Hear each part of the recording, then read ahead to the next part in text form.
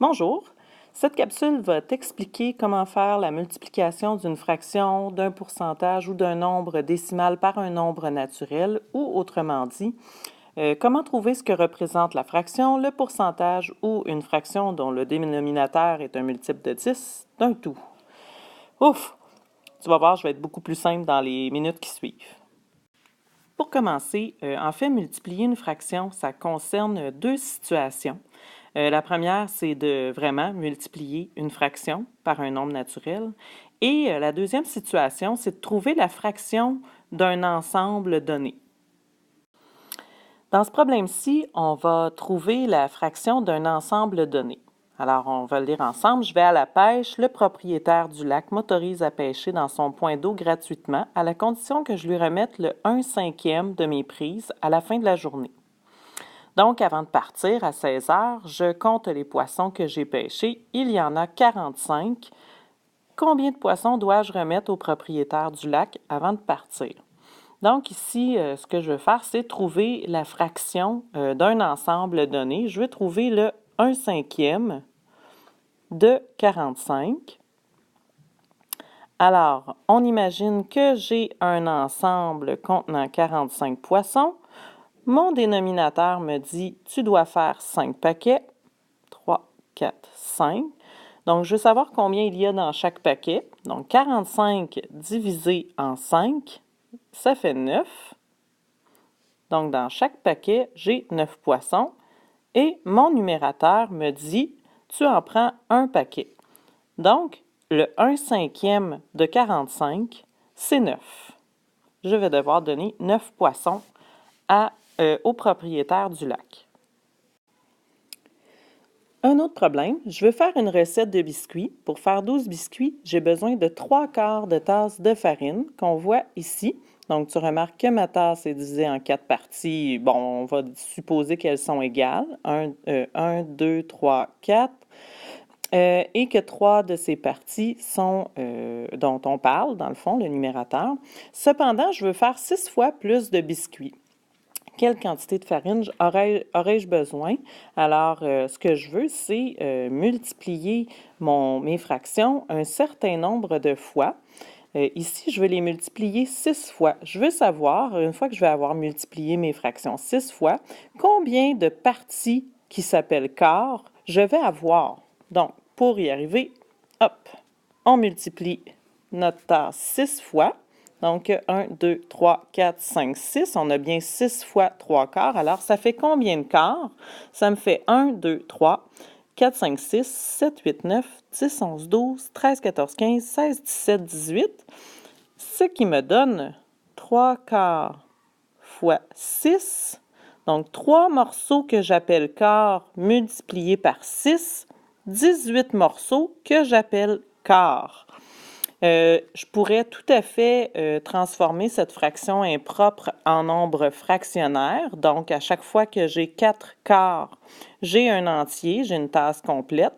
Donc, ici, je peux faire 4 tasses complètes. 4 tasses complètes. Et il me resterait 2 petits quarts tout seuls qui ne peuvent pas faire une tasse complète. On y va avec des fractions maintenant. Je vais acheter mes vêtements pour la rentrée au secondaire. J'achèterai 4 pantalons, 5 chandails et 2 robes. Le coût total de mes achats est de 580 $. Par contre, j'ai droit à un rabais de 20 %. Combien devrais-je débourser à la caisse? Alors, je veux trouver quel est le 20 % de 580. Une fois que je l'aurai trouvé, je vais le déduire de mon montant. Première étape, je convertis mon pourcentage en fraction. Je peux également le réduire au besoin, le simplifier, parce que justement, ça va me simplifier la tâche. Si je divise le numérateur et le dénominateur par 10, j'arrive à 2 dixièmes. Et si je divise encore par 2, j'arrive à 1/5. Donc, j'en suis à chercher le 1/5 de 580. Alors ici, c'est comme si j'avais 580 dans mon tout. Mon dénominateur me dit fait 5 paquets. Et là, je veux savoir combien j'ai dans chaque paquet. Alors, je vais faire 580 divisé en 5. 1 fois 5. Je baisse mon 8. Une fois 5, 5. 3, je baisse mon 0. 6. 6 fois 5, 30. Il ne me reste plus rien. Donc, dans chacun de mes paquets, j'ai 116 et mon numérateur me dit « Tu prends un seul paquet ». Alors, mon rabais de 20 équivaut à 116 $. Je vais donc le déduire. Je vais changer de couleur pour que tu puisses suivre. 580 moins 116 $ parce que c'est un rabais. On le déduit. 8, 10 moins 6, 4, 7 moins 1, 6, 5 moins 1, 4. Et je devrais débourser à la caisse 464 beaux dollars.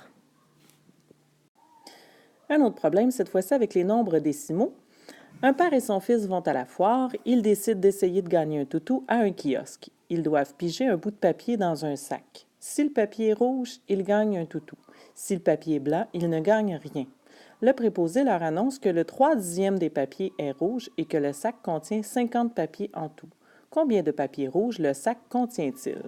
Alors, d'abord, je vais convertir mon nombre décimal en fraction. Ici, 3/10, j'entends la fraction. Je peux déjà l'écrire, 3/10, et je cherche le 3/10 de 50. Alors, 3/10 de 50, c'est comme si j'avais un ensemble de 50 petits papiers. Mon dénominateur me dit, tu dois faire 10 paquets. 3, 4, 5, 6, 7, 8, 9, 10. Donc, je viens de diviser mon ensemble, mon tout en 10. Pour savoir combien j'ai dans chaque 50 divisé en 10, ça me donne 5. Bon, je ne les ferai pas tous. Et mon numérateur me dit, tu prends 3 de ces paquets, donc 5 fois 3, 15. Le 3/10 de 50, c'est 15. Alors, un dernier problème, cette fois avec des nombres un peu plus grands. Un concessionnaire automobile vend la nouvelle voiture de l'année à 32 000 $. Patrick ne veut pas dépasser son budget de 36 000 $. Est-ce qu'il pourra respecter son budget s'il doit ajouter une taxe de 15 au véhicule?